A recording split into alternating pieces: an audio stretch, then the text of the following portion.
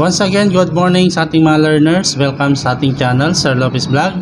And in today's video, we are going to discuss again some of the topics on the subject CLJ5 or the rules of evidence. At ang topic natin ngayon is with respect to the two kinds of questioning when it comes to the presentation of the witnesses. That is leading and misleading question. Alright, so before we go to our topic, let us have a little review when it comes to the quantum of evidence. Ano nga ba itong tinatawag nilang quantum of evidence? When we say quantum of evidence, we are talking about the evidence required to prove a particular case or to prove a particular issue. At mayroon tayong different evidence required. Dito sa civil case, ang quantum of evidence required is the preponderance of evidence. Kapag sinabi nating preponderance of evidence, this is the number of evidence that you can presented in court. So paramihan yan ng ebidensya laban sa kalaban o katunggali mo sa isang kaso. The more evidence you present, the more chances that you will going to win a case. Pagdating naman isang kaso o issue requiring charges of misconduct of judges, kinakailangan din natin ng another quantum of evidence, which is what we call clear and convincing evidence. Okay? Clear and convincing evidence. Ngunit kung ang isang kaso laban sa isang judge ay may parusa na pagkatanggal or dismissal from the service, ang quantum of evidence required is proof beyond reasonable doubt. Itong proof beyond reasonable doubt, ito yung pinaka mabigat na klase ng ebidensya when it comes to the hierarchy of evidence required. Sa administrative cases naman, ang quantum of evidence required is the substantial evidence. Okay? It does not referring to the number of evidence that you presented, but it is the relevancy of the evidence submitted.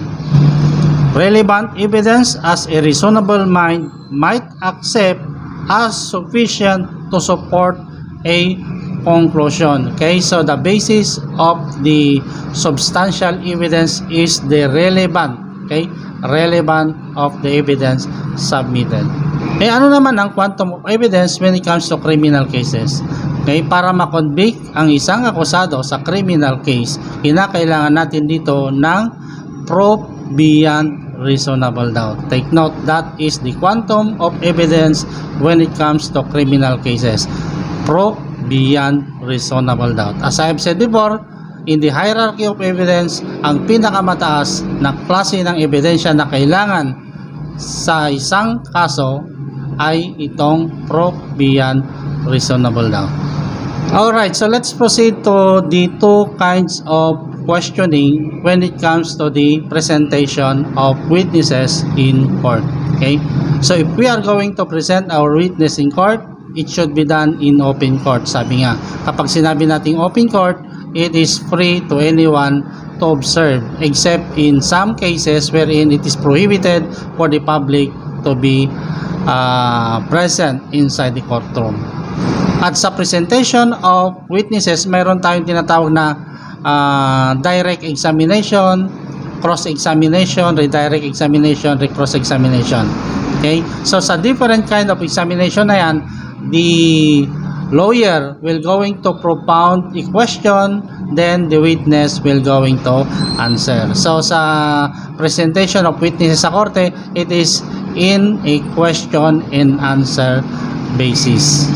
So sa pagtatanong, mayroong tayong dapat iwasan. Ito yung tinatawag nilang leading question at ay isa naman ay yung misleading question.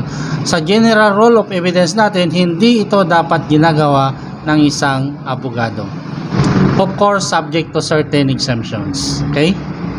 Ano nga ba yung tinatawag nilang leading question? Okay? This question suggests to the witness the answer required. Okay? So kapag sinabi nating leading question, you are suggesting to your witness the required answer.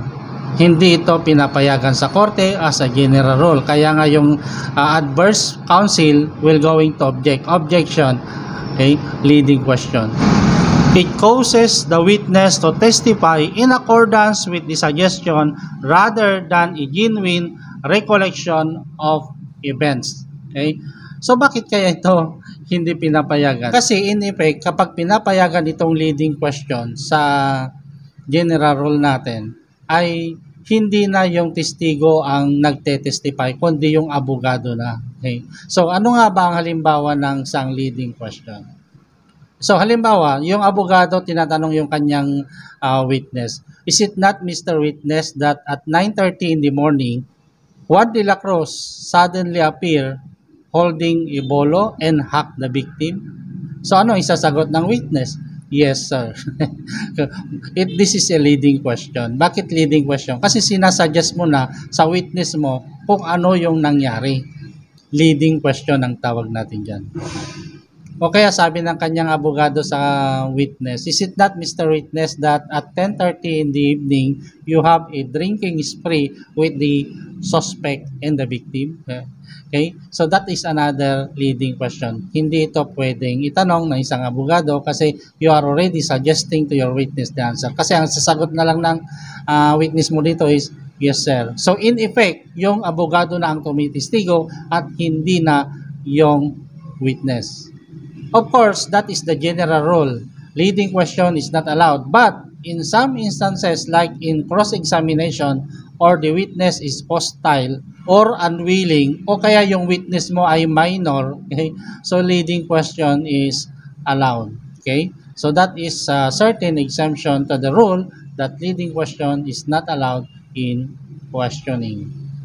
Ano naman ang ibig sabihin ng misleading question? Misleading question is one which assumes facts not in evidence or without sufficient basis, or which assumes testimony or proof which has not been given. It has little probative value. Okay, so that is what we call misleading question. A kind of questioning wherein a lawyer assumes a fact that is not yet proven.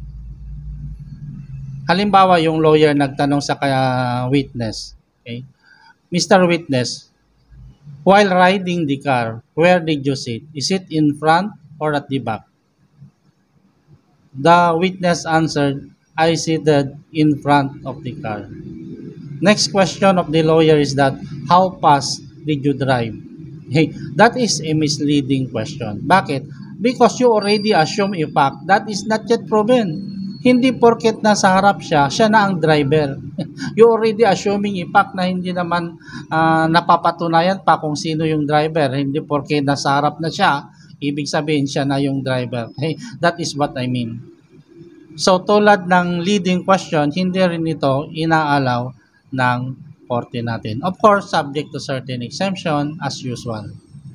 Like for example, if it is as to a witness that is considered as an expert or yung expert witness, okay, inaalaw itong misleading question. O kaya tinatanggap ito kung ito ay winave ng adverse party. Okay? So hanggang dito na lang ang ating talakayan dito sa dalawang klase ng question nito. I hope you learn something about our topic today. Have a nice day.